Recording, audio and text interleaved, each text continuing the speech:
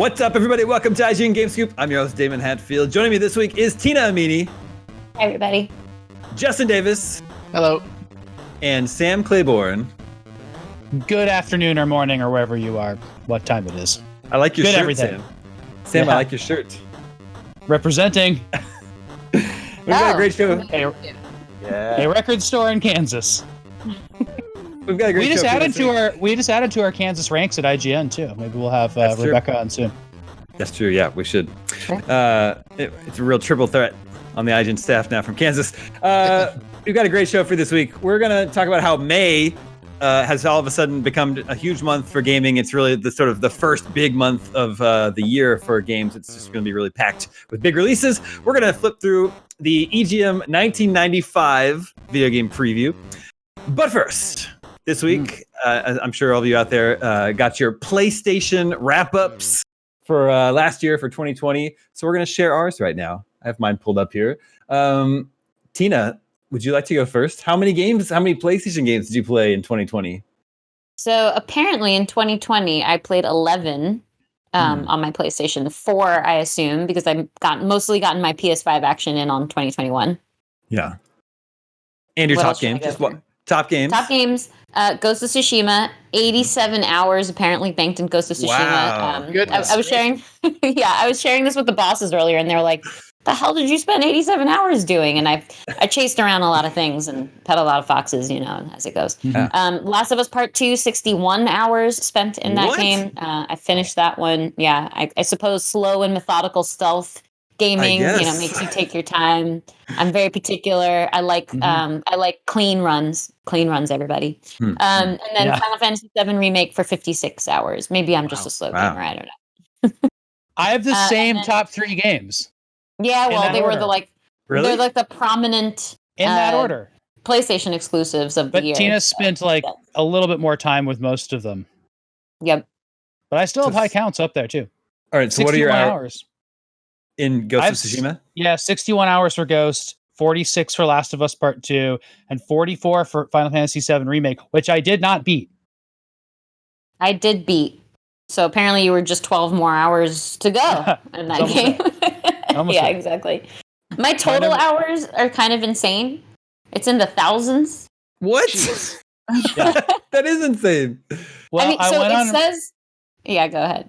I went on Reddit and I saw people with the same thing, and the consensus was at least YouTube and Netflix are being counted there.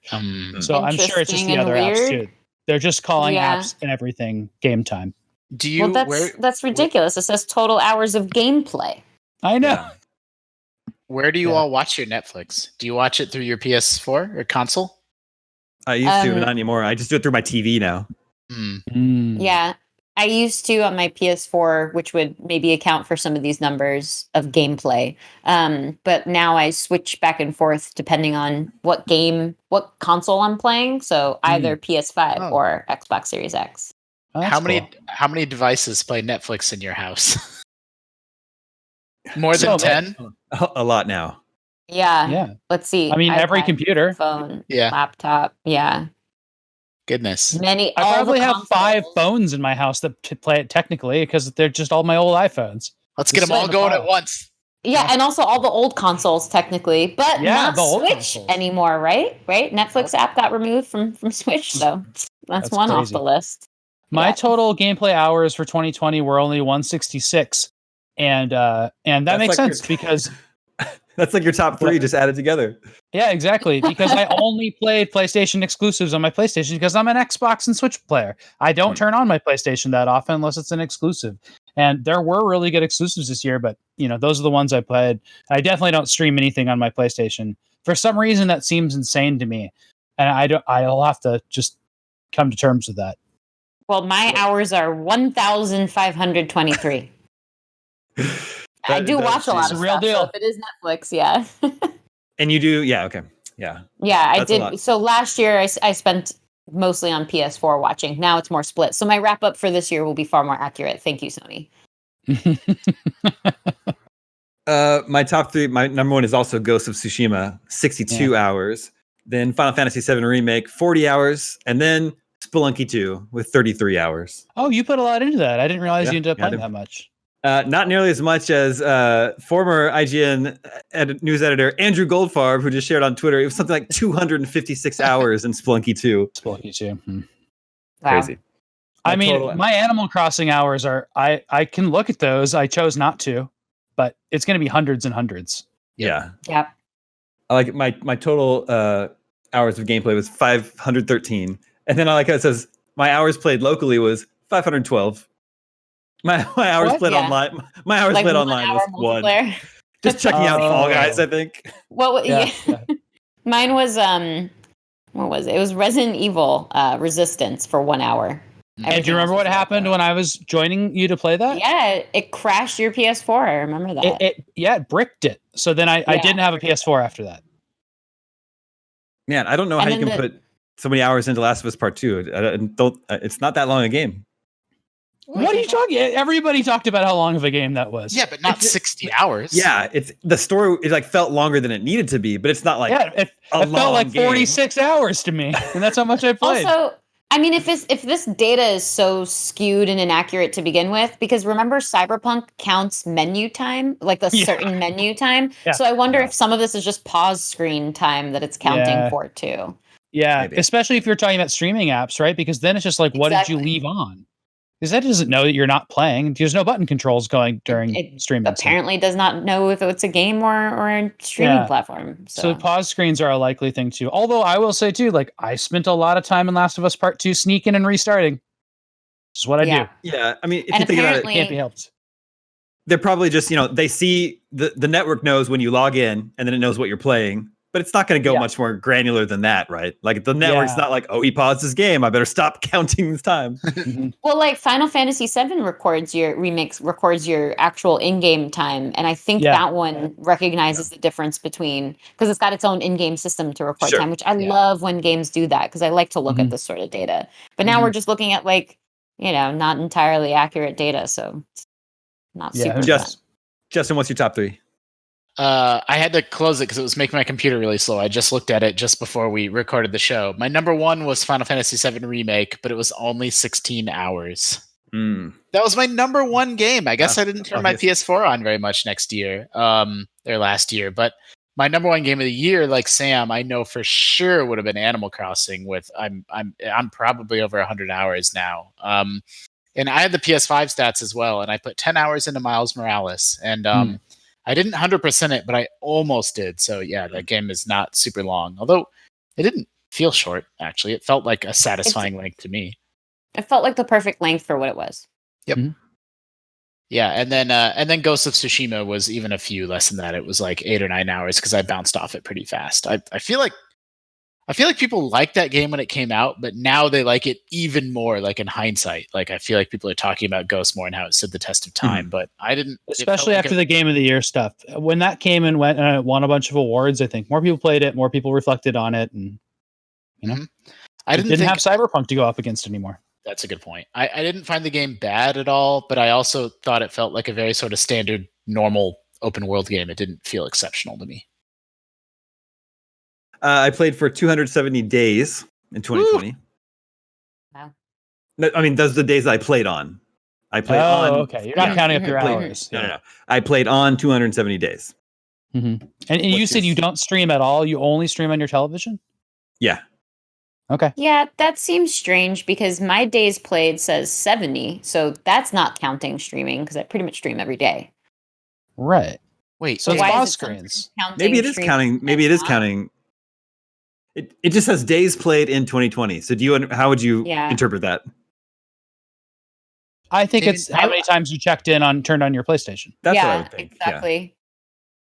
Yeah. If you did 270 days, that means you played like some PS4 almost every single day. Well, like 6 days a week. Yeah. I definitely turned mine on like 6 days a week, but I didn't necessarily play games 6 days a week. But that's like I play video games, almost every day, probably 5 days a week, but not one console. Like I'm bouncing around between different consoles. All right, so we're gonna have to run an experiment throughout the rest of the year. Damon, you just keep your PlayStation on pause all the time. Okay. Dana, you just stream all the time. We'll see who has the 365 days at the end of the year. Sounds perfect. And then I Thursday evenings are my most used gaming time. Yeah. Can you predict any reasoning why that would be? Thursday's basically Friday. Kickstart. It's because he's celebrating Game Scoop's over. That's why. Thursday's immediately basically right after Friday. Game Scoop. You know what's even more basically Friday? Friday. Basically Friday. Yeah, but Thursday evening, Justin, I know that when I wake up the next day, the nanny's going to be here. Okay. And Friday, I don't have that same consolation. Yeah. See, there it is. Because mine is afternoons on Saturday, which makes perfect sense. Because Friday you're ending the day a little worn out from work. Maybe Saturday morning you're waking up, doing some things, cooking some breakfast, whatever, getting to some errands, and then Sunday is like errand and getting back to work mode day. So Saturday, that's the sweet spot. That's good. Okay. My Saturday mornings, afternoons, and Sunday mornings, afternoons were like, those are the times I played the most. And mine was on Sunday, but I would say I'd spend basically an equal amount of time on Saturday, going at least into early afternoon playing. Because I like waking up first thing on the weekend and playing games all morning by myself. That's just what I like. Hilariously, mine is every other day. So it's like Sundays and Saturdays are pretty big. Mondays are lower, then Tuesday goes up, Wednesday is lower, then Thursday goes up, then Friday goes lower. So apparently that's my cadence. Is every other day I'm playing games more. I had enough yesterday. I'm ready again. Yeah, exactly. Okay, those are our PlayStation wraps for last year. Let's talk about. By the way, I looked into if you can do this with Xbox, and you can't. Sorry to interrupt. Well, yeah, that's a missed opportunity for Xbox. You can look at your whole last decade of Xbox. What? There was a plugin that Xbox worked with a partner on, and then it shows your stats for the decade.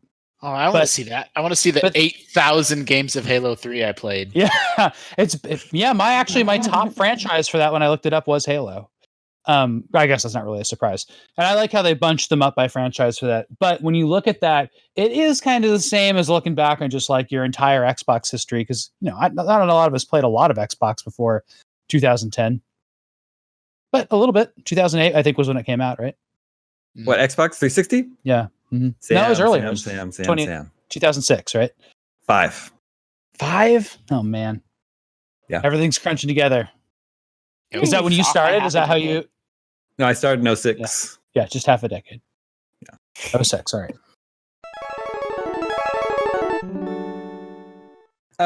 Okay, we got a PlayStation 5 patch for God of War this week. Did anyone else check it out? Yeah, I just played it. Yeah, I played it last night.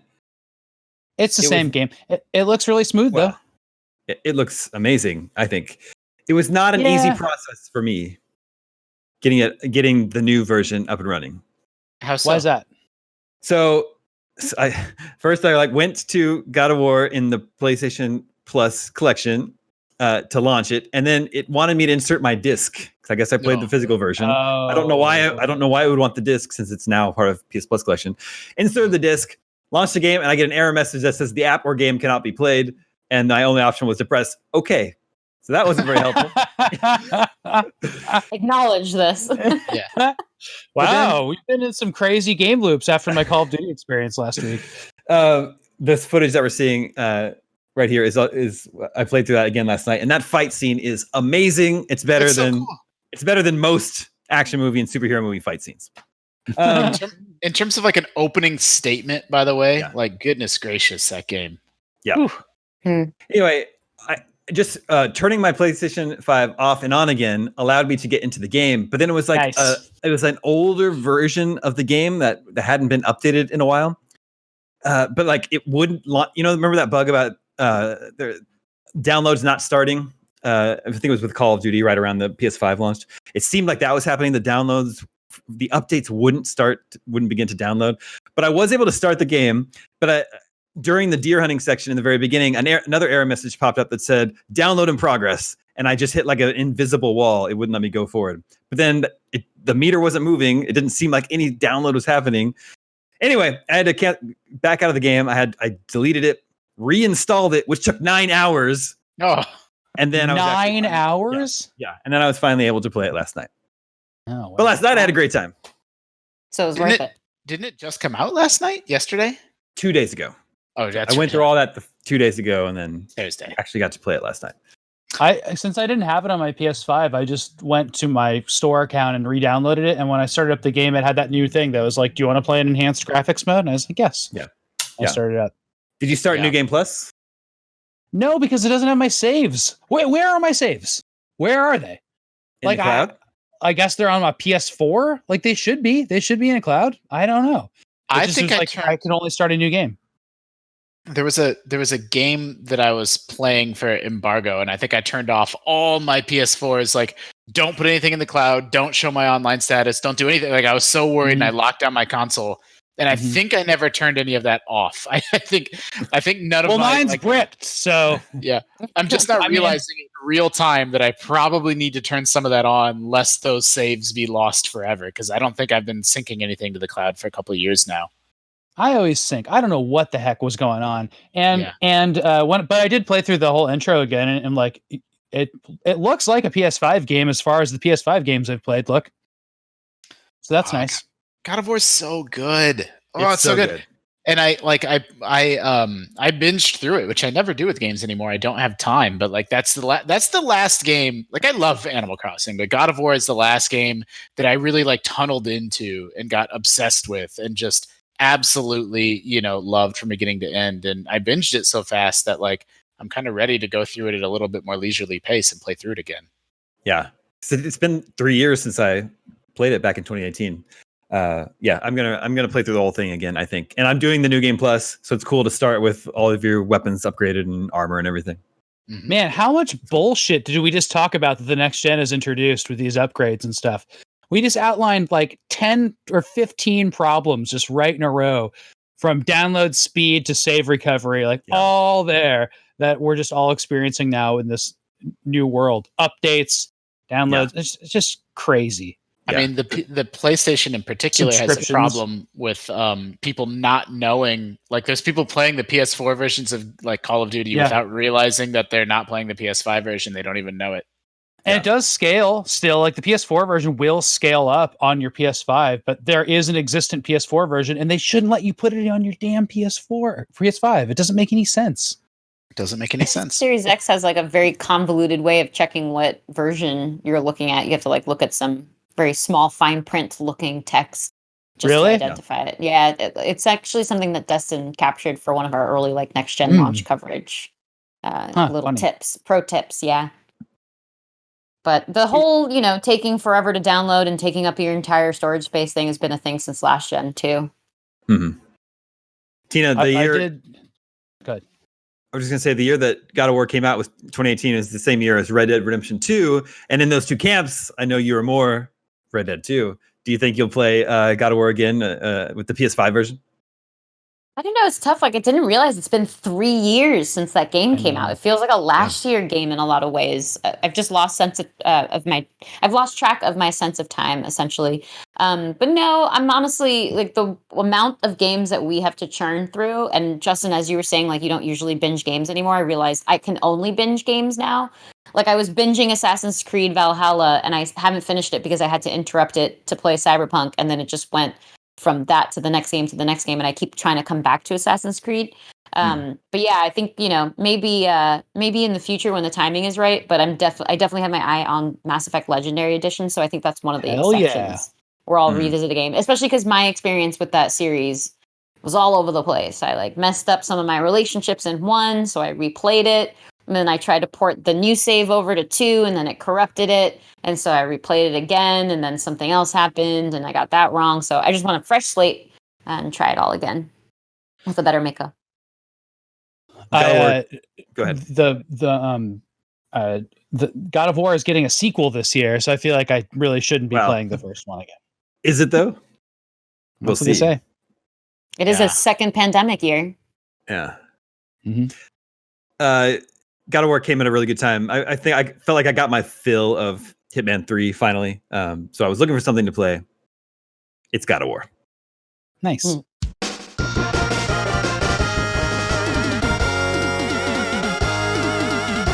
But speaking of the Mass Effect Legendary Edition, we know that's going to be out May 14th.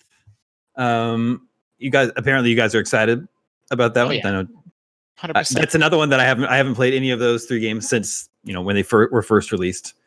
Oh, damn it! I was about to jump down your throat. Oh no! No, I thought you were going a different direction. Yeah, no, just like God of War, I haven't played them since they first came out. But I finished all 3. I remember I super loved Mass Effect 2. Mm-hmm. Probably could take or leave. The Mass one. Effect. Probably could take or leave Mass Effect 3. But it would be interesting to read. read. Matrix movies. Mm-hmm. What? Wait, you like the second one the most? No, the third being the one that you kind of ignore its existence. Like the third one doesn't exist. Yeah, there's only 1 and 2. Yeah, but I mean, no, there's only you could one. You could almost say there's only 1. That's fair. I would say there's only none of them. I just watched one recently. I couldn't believe how bad it was. Dude, Sam, come on, man! It's a perfect movie. I tried, but you go back and watch that. It is so corny. Yeah, I watched it recently. So did I. Oof, I can't take it. And like, I was drinking too. I should have loved it. And I was like, this sucks. No, maybe that was the problem.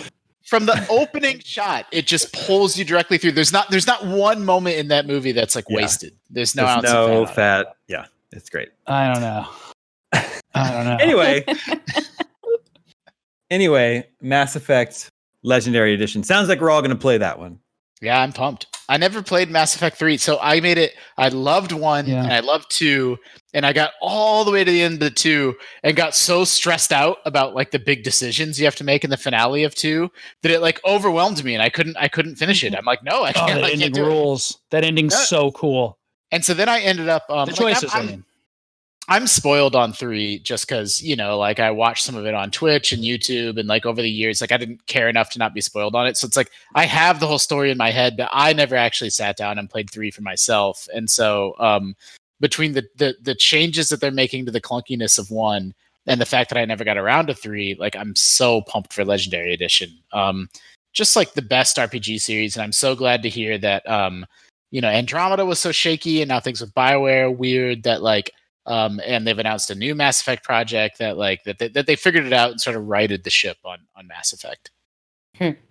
Righted the ship, eh? Hey. There's it is strange that there's no like amazing PS5, Xbox Series X port of this, but it's supposed to look really good on those new systems, or at least look like it's upscaled to whatever your TV is going to be doing. So that's nice. I think that's a strange missed opportunity, as with it not being on Switch, because I would love those to be portable games forever. Still excited. I've told this story on GameScoop before, but we always get new people coming in.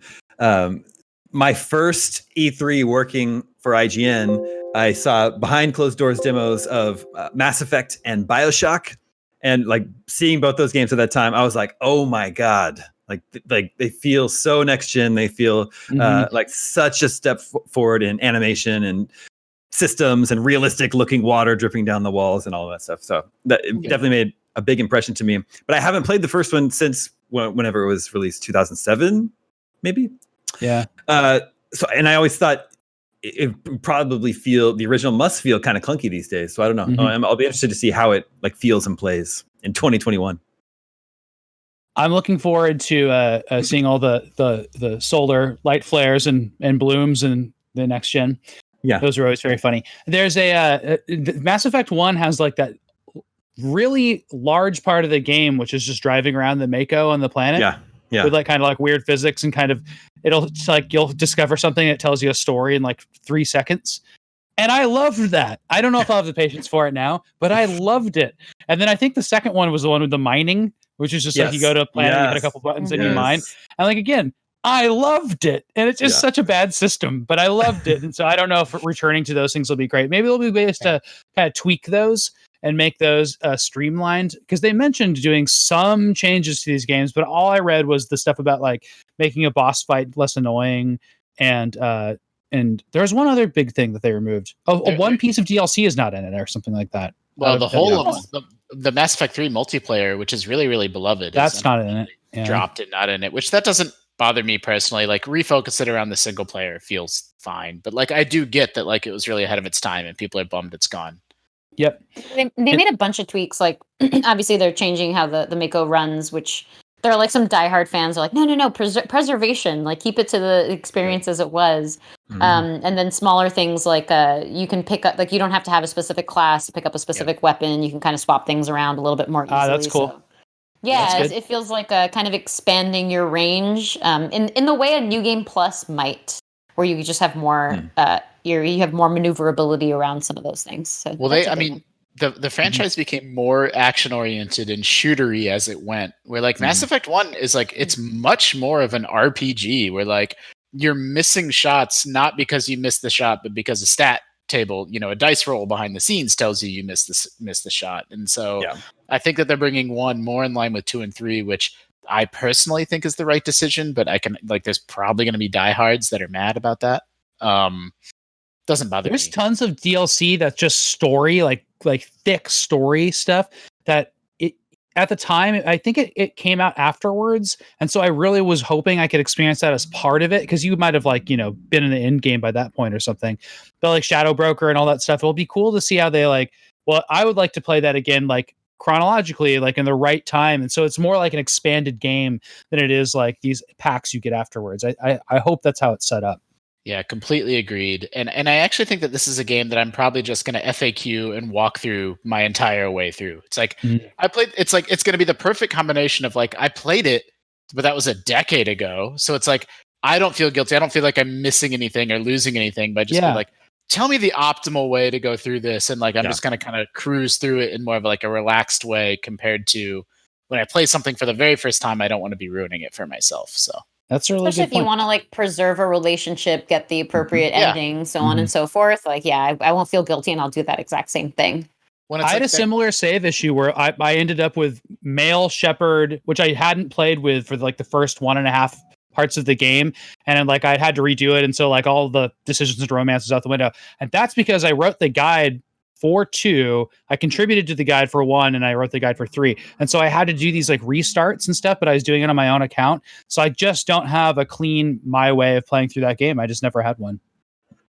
Yeah, I mean, the game was so ahead of its time in regards to player choice and its romances and even the Paragon and Renegade system. But, game design has evolved since then. And some of the decision trees in Mass Effect feel pretty labyrinthine, and you don't always know what choice you're making, and I don't know how great that stuff is in the context of 2021. So I think it's completely fine if you want to ensure that you're dating who you want and stuff, just to look that stuff up. I've mentioned this on a Scoop episode before, but there's an art to doing the summarization of what your dialogue choice actually ends up being, and I definitely remember that happening in Mass Effect, where I assumed one sentence was going to be pretty chill and neutral, and it ended up being like really aggressive. They obviously have like the color coding system too, the classic Bioware differentiation, but just some of them that were like not an official bad versus good attitude choice. It did not strike what I thought it might. So that's the first game that like really, really drove me crazy when there was a grayed out dialogue option, and it was the one I wanted. And like I really started laser focusing on dialogue choices as ways to solve puzzles. I love that in every game, but man, in that game, like because they would be early in the game, I'd be like, how could you have that high of a Paragon rating by like really this early and get this choice? And then it would be like I'd be like dead set on writing the guide about that, but then also just getting that for myself. I love that stuff. If anybody listening has not played Mass Effect before, you're welcome to play how you want. I highly recommend you play as Femshep, because Male Shepherd's just kind of a doof. He's not great. It's hard to look at him the whole time. And I just think it's a night and day difference. And I'm not trying to be insulting to the performance, but like I think the female Shepherd is just much, much better acted, and it's really a night and day difference in my opinion. I definitely play Femshep. It occurs to me as Justin was saying, the series got a little bit more action oriented as it went along. That trilogy really straddles old and new Bioware, old and modern Bioware. Because like the first one is like touching Knights of the Old Republic, and then that trilogy happens, and it sort of leans more into action, and then we get Anthem and Mass Effect Andromeda. Yeah, and it's funny you mentioned Knights of the Old Republic, because Mass Effect now has carved out such its own unique identity, right? Like it's very much its own thing. But Mass Effect 1 was clearly like a reskinned Knights of the Old Republic 3. Where like your biotic powers are force powers. That's what they are. Like, you know, and the little laser beams turned into whatever the Mass Effect version of that weapon is, and all the alien races that are all humanoids. Like, it was clearly their attempt to make their own Star Wars, and you know, and I think they'd succeeded at least for a period in time. But yeah, it got a little shaky. So when was BioWare acquired by EA? Because the first Mass Effect was an Xbox 360 exclusive published by Microsoft, at least at first. I don't remember when they were acquired by EA, though. I think 2 was not an exclusive, so it would have been then, right? Okay. Well, I mean, so it's just... I mean, it was around then. It was around Mass Effect. So Borba says 2008, so I think that'd be the year after the first one was out. Yeah, because 2 had a recap for PlayStation players. You could like watch this cinematic recap when you started playing on PlayStation. And it was 3. a little comic book where you could make choices, I think. Mm-hmm. It's just it's funny how clearly you can see that that's when it changed from old BioWare and started leaning towards new modern day BioWare. One thing I like about Mass Effect. Good. I was just going to say real quick, the news story from 2007 reporting on, I assume when the acquisition actually went into effect in 2008, says EA, to refresh everybody's memory, pays $860 million for BioWare. Whew. $860 million? And Pandemic Studios. I suppose it was a multi-deal at that point of time. Huh. What did Pandemic end up making? They were making... I remember EA Pandemic. They were making that open world game, right? Shoot. It's gone. Can't think of it. I'm reading from the CNET article here where they say that Pandemic Studios is also responsible for a handful of Star Wars games in addition to Mercenaries and Destroy All Humans. Mercenaries is what I was thinking of. Oh, yeah. And Destroy All Humans. I was going to mention for people who just have never played Mass Effect and are so bored with this conversation by this point, I'm sure. But one plug for that game that's maybe not about gameplay or graphics or anything is that it's an amalgamation of sci-fi references, and it doesn't have a lot of original sci-fi in it. There's kind of a core story and some neat stuff, but as you play that, it's just like one thing after another. It's like, whoa, wouldn't it be fun if we included a little bit of this book in here and a little bit of this? And I love that about it. Like it's kind of, you know, it's not lazy, but it's a type of gaming thing that happens. Fallout is really guilty of this too, if we're going to call it guilt, because I also think it's cool, but where they take all of these influences and then they cram them into a game instead of kind of coming up with a bunch of original stuff. But the thing is, if you know the references, there's always a twist on it. So that's clever. And I think that's great. As somebody who's grown up in like a family who we all read sci-fi and shared sci-fi stuff all the time and still do, like I'm just such a diehard sci-fi fan. And that series I think is absolutely the best sci-fi game series, period, for all those reasons. It's such smart sci-fi fans making those stories. Unrelated other Snapple fact for Pandemic Studios, and I wanted to refresh my memory to confirm, but they also made the Saboteur, which was that 20 questions that I did time 2 years ago. Yeah. That was sadly their last game. Yep. Yeah, their swan song.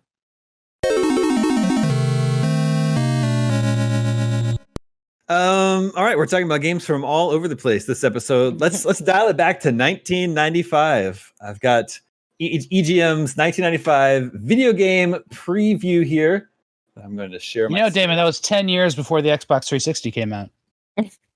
That's exactly right, Sam. It's a very ugly cover.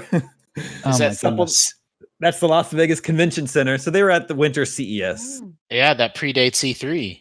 Well, this would be the first E3. Yeah. So this would be a few months before the first E3. Have any of you been to this convention center? Yes. Well, is it the same one, Justin, where CES is now? Well, CES sprawls across all of Las Vegas, but yeah, a good chunk of it's still in the Las Vegas Convention Center. I've never been there. I guess I have been there.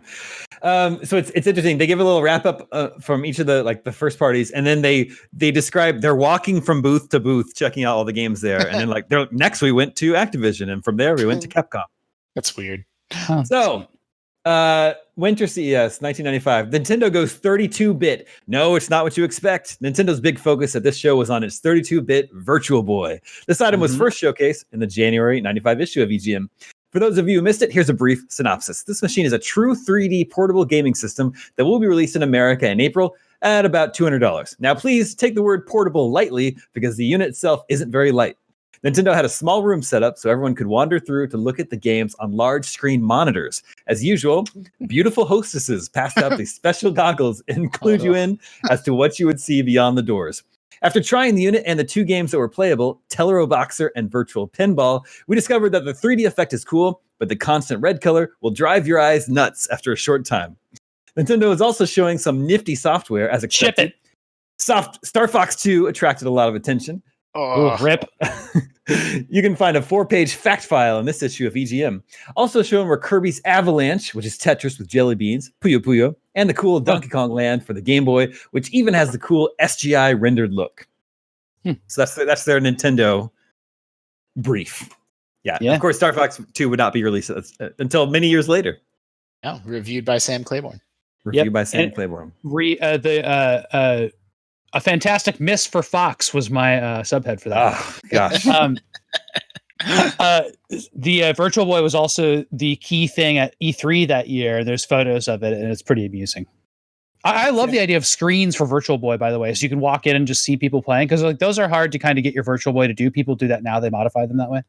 How do you see the 3D effect, though? I guess with you don't. They just composite it. And it's just like, you can just see what somebody is seeing in 1D, but it's cool to do that. Sam Howard, Tellero Boxer, and Virtual Pinball. Tellero Boxer is what you'd expect. It's kind of a boring robot boxing game. I think your robot's in it, and then the pinball game's pretty fun. I think you played that pinball game at my house many years ago. That was one of the games I played. Galactic Pinball. Yeah. It's just like, it's kind of cool because like when it's really bad pinball physics and it's just a mess, but like it does have like a starscape that seems like it's like behind like an invisible playfield. It's pretty cool looking. All right. Sega I can play it for hours. It doesn't drive your eyes nuts. Sega goes all out 32X. Just by walking around the Sega booth, you'd think that Sega had nothing to show. Except for an early version of Chaotix for the 32X, they snuck out into the main area. It really looked bleak for Sega until you scored one of these special passes from the Sega representatives and got to go inside their secret area. There you got to see what Sega has been withholding for months, the Saturn. With Virtua Fighter fired up, there was a small crowd giving it the rundown. Also on hand were 2 Virtua Fighter 2 arcade machines. This arcade version makes the original Virtua Fighter for arcades look like an 8-bit title.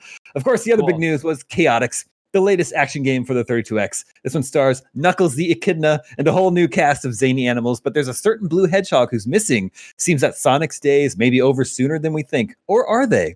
Sega also announced at an offsite conference the confirmed arrival of the Neptune system, which is basically a 32X and Genesis combined into one unit. Yeah. None of that came out. Yeah, that wouldn't be released. The thing they mentioned there about the Saturn coming out, or the Saturn being their next gen system and everything, that was like it shipped just surprisingly, like just came out of nowhere, shipped in May that year. So this would have been like right before that. Yeah, they surprise launched it at E3. They're like, oh, and it's on store shelves right now. And it was like, it's one of the biggest like debacles and mistakes that's probably ever happened in like the history of video games. Because all the third parties are like, our games aren't ready. Like there was no software, and then it just gave Sony a chance to make the PlayStation $100 cheaper, and it was a mess and a mistake that Sega kind of never recovered from. Yeah, it's true. Jaguar bears its claws. Isn't it crazy to think that they were talking about Atari and taking Atari seriously in 1995? I wanted a Jaguar. I was like 10 years old, and I thought I was gonna like, in my head, 64 bits. In my head, the Jaguar came out in like 1990 alongside the Super Nintendo. It's crazy. But it's a 64-bit system. This is exactly its era. This is, it just got crushed by PlayStation and Nintendo 64. Yeah. It says Atari didn't pull any punches at the show. The Atari booth was filled with consumers wanting to check out what the 64-bit realm had in store for them. Atari had plenty of quality software to show off. The biggest surprise was the true unveiling of the Jaguar CD-ROM actually playing a CD, Blue Lightning. Although looking more like a downscaled version of Afterburner, it was unfinished and will hopefully be the start of great CD games for the Jaguar. While wandering around, other titles jumped out at you, most notably Conan the Barbarian. This game featured huge, colorful characters and looked to be a lot of fun. Spoiler alert, that game never came out. I wish it would have. There's a whole thing on 3DO. They're taking 3DO seriously. Oh, but the Philips CDI is the best one. It says the Philips CDI was considered the underdog when it came to gaming. That was until the full motion video cartridge arrived to change all of that. Game titles like Dragon's Lair, Chaos Control, and Burn Cycle forever changed the way people thought about the CDI and its typical education-oriented software. None of that's true. I don't think. No, none of that's true. That's yeah. And then at the end, they say, "Oh, by the way, there's this little thing called the PlayStation." Yeah. So it says a look to the future. The CES has always been the proving grounds for what's hot and what's not in video gaming, and this show is certainly no different. If you've been to any of the previous shows, take a look around this one. You'll realize for yourself what's going on, the demise of the 16-bit market.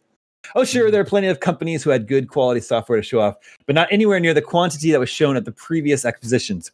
The realm of 32 and 64-bit are close at hand, although only Atari was broadcasting 64-bit and Sega was broadcasting 32-bit with the 32X. Where was the Ultra 64? Where were the PlayStation and Saturn? The only place people could try out those systems were at the Japanese import store booths, who were more than happy to let you try out Ridge Racer for the PlayStation and Virtua Fighter for the Saturn. Of course, once these consumers tried out these high firepower games, they always asked, how come I can't play this game at the Sega booth? Or where's Sony? I really want to grab some brochures. Yes. I wish I had those brochures. Yeah. The answer is simple. Sega doesn't want anyone to see what the Saturn can do yet, which is smart since it could turn away potential sales of the 32X. Oh, that's probably true, and that's really sad. What's everyone talking about now? The E3 show that will take place in Los Angeles. What's there, you ask? Sony will be unveiling the PlayStation, and Sega will have the Saturn. Pretty cool. So that's when that stuff was coming. I cherry-picked some of the individual publisher wrap-ups. For LGN, they said Acclaim's little subsidiary will be releasing Revolution X. If you recall, Rev X is a shooting game originally released by Midway. It looked cool and will be going to nearly all of the systems. Not a single mention of Aerosmith. Exactly! That's an Aerosmith game! Unless, when it Maybe came to home... them out. Yeah, when it came to home consoles, did they take out Aerosmith? Oh, this is great. I don't know. It's worth investigating.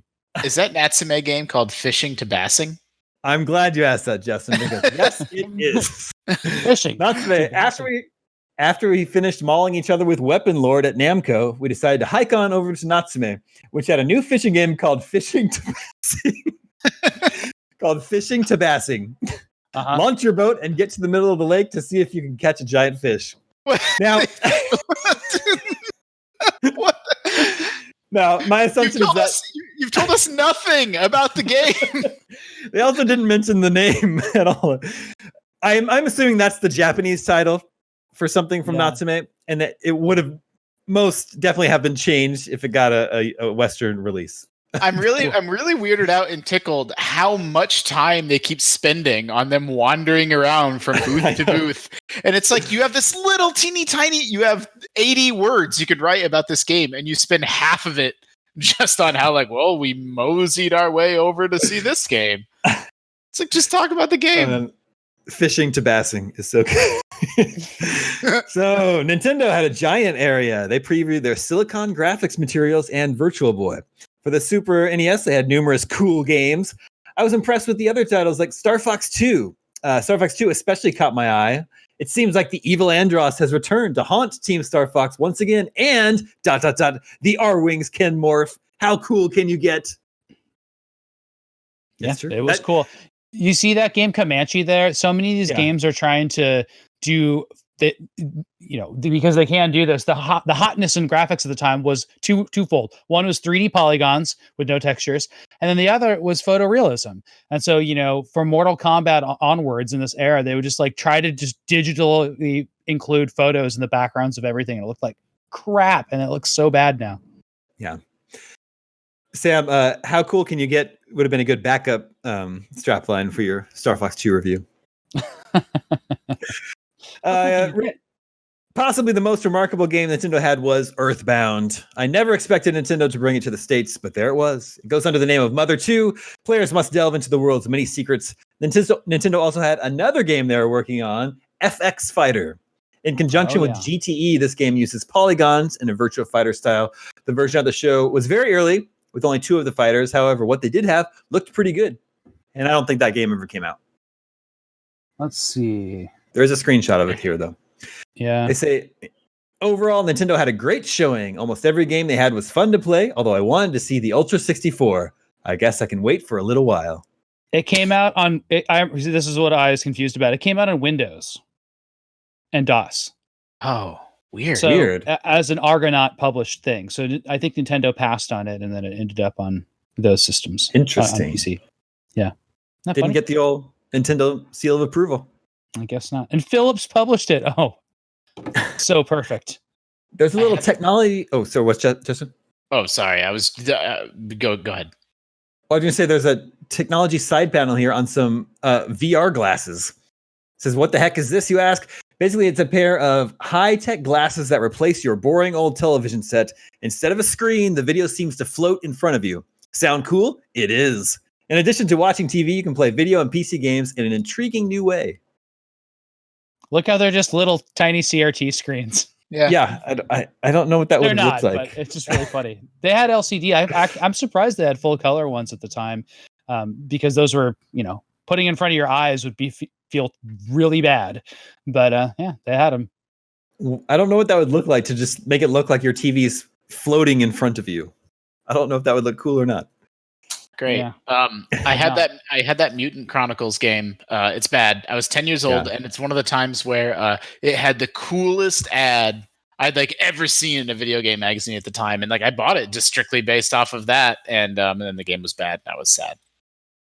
Well, I don't know. It sounds like something young Damie would have liked, because it says Playmates had a dark and dingy action game that was loaded to the brim with mutants, freaks, and an assortment of volatile weapons. One interesting point is the amount of blood that flows whenever an enemy gets hit. I definitely would have found that interesting. With the grim plot and nonstop thrills, Mutant Chronicles looked really good.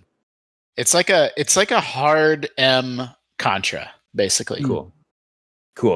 Tecmo. A while ago, Tecmo created the best game of football on the NES. Now there's a brand new game out that aims to smash the competition. They're competing with themselves. Tecmo Bowl 2 has graphics that will wow you and plays that will astound.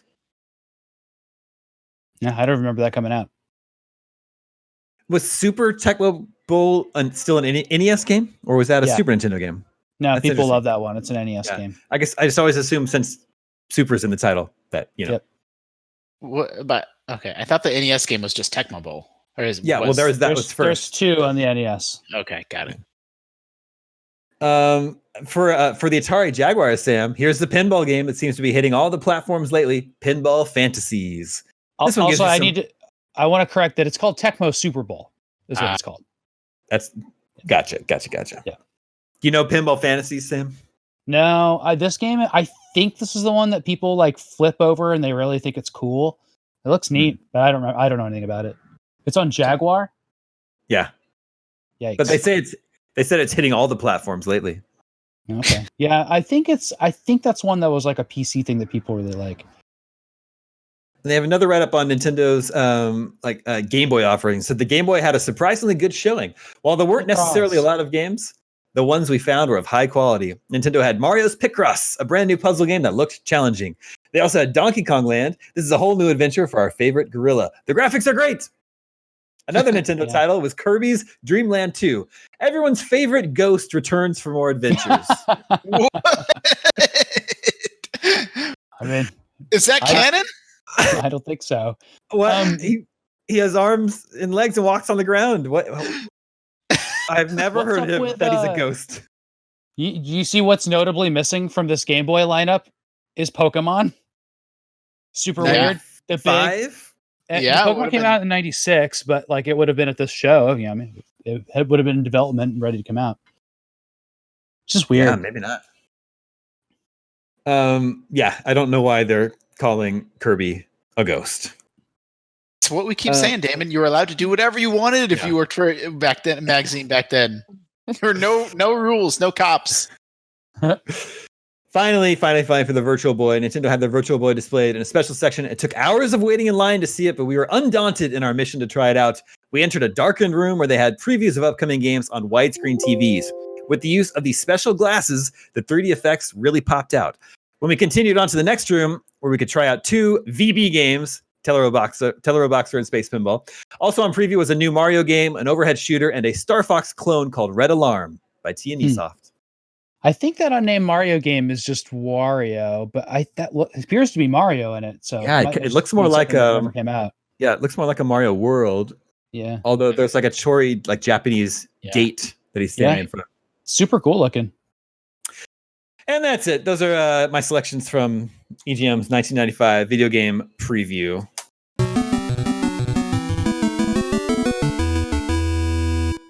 Okay, let's check in with the listeners. Hey, listeners. Hi. Listeners, remember you can always reach us at the email address gamescoop@ign.com, just like Alex McVean in Woking, UK did. And he says, working from home this past year has meant I'm surrounded all day by my consoles. Whilst I've now managed to find a way to resist the urge to play them all day long, I have found myself doing something different. Turning on old consoles and just letting the intro and attract screens or demo modes play on repeat. Games like Daytona USA on Saturn, Ridge Racer on PS1, Crazy Taxi on Dreamcast, 16-bit Sonic games, or anything on the Neo Geo Mini. The best ones are those that also have a bombastic announcer shouting out the name of the game when it gets to the title screen. It's something I noticed. Newer games have stopped including, unfortunately. Does the panel have any favorite intro videos to games they have fond memories of? Absolutely. Yeah. Attract screens it's a really interesting subject. Well, so it comes. They had a very practical purpose in arcades, right? Mm-hmm. Yeah, they're literally trying to attract people. Yeah, they're literally trying to attract you to come play that game. There's a funny thing, when you own an arcade machine, you realize that, or pinball machines do this too. There's an attract mode pinball machines they're running right now. Those are actual attract modes going on back there, trying to get you to see what the high score is to come play it and kind of explain the game and stuff. And they do the light flashing and everything. You can actually toggle all that on and off, and you can turn off the sound, which is super important for pinball machines, or else your arcade sounds insane all the time. And so every arcade game stuff eventually had these little dip switch settings for turning off the sound in attract mode or turning it off. Now what's cool is that the one we're watching right now is that there's a little bit of a recorded there's a little bit of rudimentarily recorded gameplay, and that was usually done by the game itself playing itself. It's just getting button commands and actually playing out. And it's little ROM hack of itself. I love that. Pac-Man runs around the maze in this one way every time. And then it comes back to the play Pac-Man screen. So cool. Yeah. So I guess they worked their way into home console games just because early console gaming included so many arcade ports, or they're just arcade style action games. I can think of one reason why there should be good attract modes still, and that's conventions. It's so fun walking around a floor of a convention and seeing what all the things are. And sometimes I see if you're walking around PAX or something like that, you see it's a black screen. It says press start. That's the perfect opportunity to include your little attract mode and put something cool on there. Usually you see somebody else playing before you too. I thought that was a good use of them. Yeah, somebody's either usually at a station or they've got their own screen projecting out to the audience so that you can also circle around and watch the gameplay that way. So maybe it's less needed these days. Mm-hmm. Yeah, I do love a good attract mode, and I think the idea of I can't actually play these games, but I can just have its ambiance. And really, do you really want to dig back out and play Crazy Taxi or Ridge Racer? Maybe there's nothing wrong with that, and maybe all you really want to do is just experience its sights and sounds for a while. So maybe the attract mode gets the job done. Modern video games, and I don't know why this is the example that popped into my head, but they can have the really, really good ones have a good mood setting title screen. Last of Us is actually good for this. And Miles Morales is him just on the train holding his phone, I remember correctly. And they're just these little tiny details of it just sort of helps set the mood and get you ready to be pulled into the game experience. Yeah. They do seem more like GIFs than gameplay these days. There's one point. What was that app a long time ago that people really was kind of going wild on social, where you can animate just one part of a video as part of the GIF? It kind of feels like that's the treatment it's gotten. Little cinemagraphs, that's exactly what the app was called. Yep. And that's a little slice of internet history. What happened? I don't know. It's like Sam was saying, in the arcade in arcade machines, the attract mode is like a recording of controller inputs. So it's interesting to think how that would work in something like God of War today. Like, you know, the developers could record an actual video of them playing a combat scene that it could like cut to. But I wonder how it would work recording button inputs. I don't know if you could still do that if it still works the same way. It's breaking my brain. And like the boss battles, since they're just QTEs. Glorified. That's pretty good. Sorry. No, that was really good. It is funny to think that now pre-recorded just video, of course, is just as easy or probably far easier than figuring out how they used to do it. Whereas before, recording like a screen and then putting it in memory, like the Pac-Man couldn't hold 1 second of Pac-Man video at that resolution. No, it'd be impossible.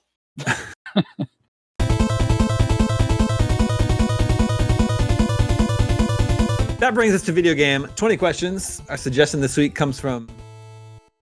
Okay, they're from Burlington, Ontario. So it could be like Marcin. It's Marcin. Oh, I thought you were pausing for Big Pony style effect. Big Tony style. I said Big Pony style, which I like better. Can we change that? Marcin, however you pronounce your name. Sorry if I'm butchering it. But that is who has brought us to Video Game 20 Questions this week. Let the questioning begin. I don't want this to be one of our 20 questions, but are you goofing on us again this week? Well, I didn't say anything ahead of time. I just kicked us off as we normally would. I have a question. Yeah. Did you take French in high school? No, I didn't. I took Spanish. I don't remember any of it. Could this game have appeared in that 1995 EGM issue? No. A festive question for you. Have we mentioned this game yet? No. Okay, so it's not we fishing, did talk no about passing. a lot of games. It's not. Yeah, what was it? Fishing no fishing bassing. Fishing two bassing. Fishing two bassing. Yeah, that's right. I don't even understand. It's like fishing like bassing. First of all, not a word. But if it were a word, it would surely be nested under. It's a type of fishing. I bet it's TO, as in like one of the short Japanese words that constructs it. I bet it's toe, but I don't know. Yeah, you're right. You're right. In its Japanese pronunciation, it's probably toe, but it's much funnier to read it as fishing to bassing. Okay. Did this game? Is this game available to play on any current gen consoles? Yes. Is this on Switch? With backward compatibility, though. That's true. And collections. Yeah, I botched that one. Is this on Switch? No. Is this on PlayStation? Just on the brand PlayStation or on PS5? Could you play this game on a PS5? Yes, that's 5. Was it an exclusive? Yes. So was it designed for PS5? No. Was it? Does it have an upgrade? These days. Wait. Was it designed for PS4? Yes. PS4 exclusive. Has it had an upgrade for PS5? No. Exclusive for PS4 that doesn't have an upgrade. Was this game developed by a Sony studio? Well, I want to hear the series question first. Oh, sorry, I didn't hear it. Is it part of a series? No. That's 10. Oh. Okay. A one-off. That's crazy. Yeah. Was it developed by a Sony studio? Yes. Could be Fat Princess. That was 2 generations ago. Yeah, you're right. Is this in the first person perspective? No. Was this game a PSN game? No. Okay. Is it an indie game? Oh no, Sony Studio. No. Do I count that one? I won't count it. We're having fun here. Cool. Yeah. So wait, so I need a recap. So it's a PS4 exclusive that it's not part of a series. It wasn't a PSN game. It's not a Sony Studios game. No, it is. Oh. Well, I'm glad we did the recap then. So PS4 exclusive made by Sony Studios, but it doesn't have a PS5 upgrade, so it can't be God of War, which is also. I don't understand. You asked if it was a PSN game? Yeah, I meant like downloadable, like because I asked about Fat Princess, like but it's not Super Stardust or like any of those. It was released on a disc. Does this have online multiplayer? No, it doesn't. I'm going to bring back an old question. I exactly forget how to frame it, but is the environment a realistic one? Something like that. Yes, we'll go with yes. Even though, So keep not in mind, fantasy or sci-fi is where we're going. Well, could it be? Sometimes, we always said like modern day Earth or something like that. Well, but that's what? How would you say? What about Ghost of Tsushima? Yeah, is that realistic? Right. I think so. That's what I'm trying to say. Sometimes a lot of fiction has unrealistic things happening in a realistic environment. So could it be Ghost? By the way, does that have an upgrade yet? No. We're at 15, by the way. So but it does have online multiplayer. Oh well, yeah. It's got a co-op. Yeah, mode. though wasn't that like technically in the DLC? That still Does counts. that count? Okay. Yeah. Okay. A PS4 exclusive made by Sony Studios. This really shouldn't be. That's a one-off. Heavenly Sword is PS3. It's anything that they started last generation. Yeah, but it didn't get a sequel or anything. Why not? Because it could be pretty new, I suppose. For some reason, I'm really stuck in PS3 generation. My mind keeps flashing on like Lair and like what about Last Guardian? It's part of a series, right? I mean, I can't really tell if that is. I would think it is. I would say no. I actually don't know what I would say. Yeah.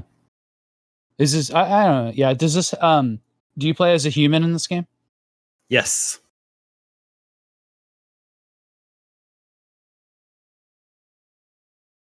It could be Last Guardian. I guess Damon. I don't know if I'd connect. I mean, they are connected. Like the horned kids and everything are like part of the same universe, but like that's a pretty loose connection.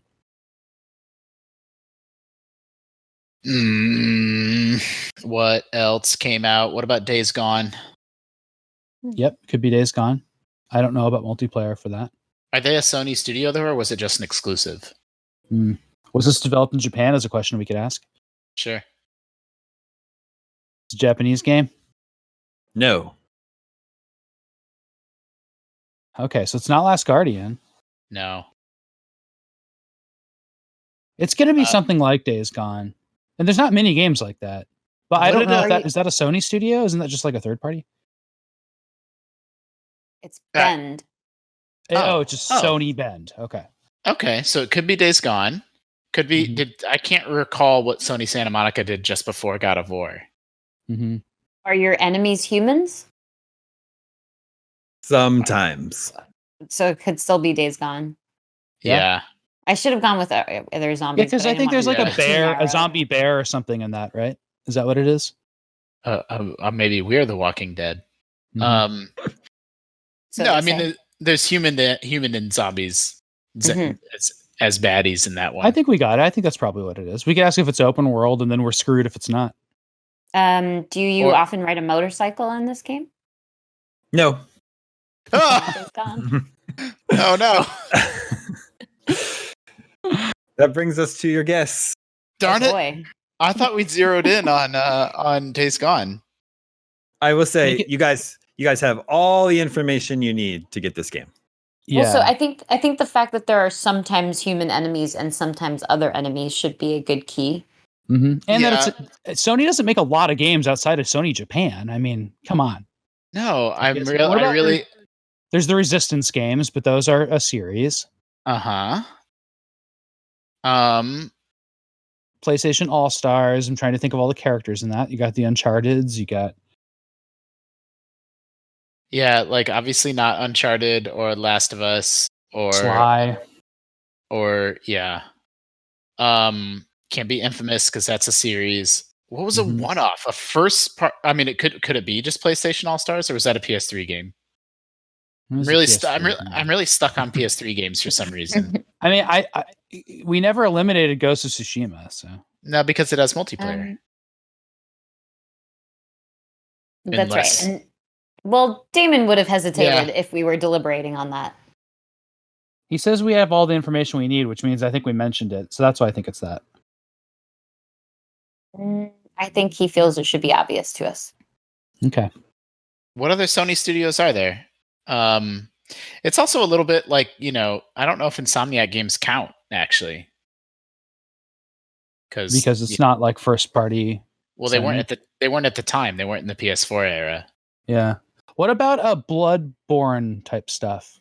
Is there one of those games that came out in America that was made by a non-Japanese company? No. The Order was that an exclusive? Ooh, it could be The Order. Oh, yeah. But is that online? No, I don't think so. I bet it's The Order. I bet you just got it. That game was a long time ago. I kind of forgot about that. Are they still making a sequel? I don't know. Nobody knows. Yeah, we I bet it's The Order. I don't know. I mean, we don't have enough ways to determine it now. It could be that or Ghost of Tsushima. No, it's The Order. Okay. I mean, maybe not, but I don't think Ghost has multiplayer in it. I don't think there are non-human enemies in The Order. In Ghost, at the very least. Would that apply to The Order? There's animals. There's animals in Ghost. Oh yeah, that's a good point. You don't fight animals. I guess you fight they're not dogs. Your enemies, really. Yeah, they're just nice dogs. Oh, okay. No, the dogs. The dogs are your enemies. No, they're not. You let them be.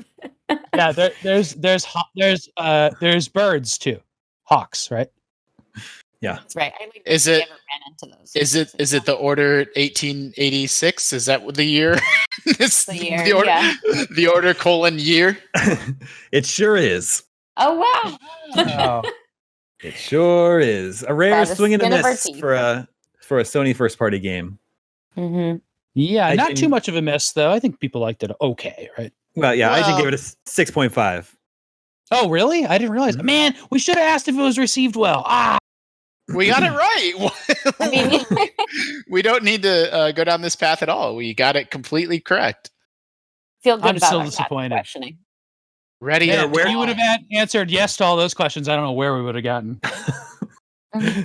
There are werewolves in that game. Oh, okay. That's the spookiness. Yeah. Sometimes the fact that this game wasn't better received makes me sometimes you're just in the mood for give me a 6-hour long, just solid 7. That's all I really need right now in my life. All right. Did you all just wrap your heads around the hint that Damon gave us when we asked, "Are your enemies humans?" And he said, "Sometimes." He actually meant they're wolves sometimes. Clever. Are your enemies? Look at his face. All right, everybody that's listening to this one needs to watch this one. Take off your headphones and go to YouTube. Yeah, brutal. That was great. All right. Yeah. Congratulations. Nicely job. You guys got there. I appreciate all the games people have been sending us to play too that are variations or neat little creative spins. It's been really fun. Yeah. The last week's experiment to find the default game was very well received. People seem to enjoy that. Fun for us too. Yeah, that was great. Oh yeah, what was I gonna say? Well, I forgot. Oh yeah, the developer of The Order Ready at Dawn is now doing VR games, so I don't think we're getting a sequel to that one ever. Yeah, I'm on the Wikipedia page right now. It's non-committal on whether they're making a sequel or not. I thought for a while one had been greenlit and was in the works, but maybe they've walked that back. Yeah. Do you think they would go for 1887? They got to jump it ahead. I think they should do 1987. That's what I was just gonna say. What about Out of Order 1886? I want to see a 1980s werewolf game. A Teen Wolf game? I wonder if there was ever like a graphic adventure on computer for Teen Wolf. Something. Yeah, I don't know. I don't think so. That movie's incredible. That's a great movie. It's so much better than The Matrix.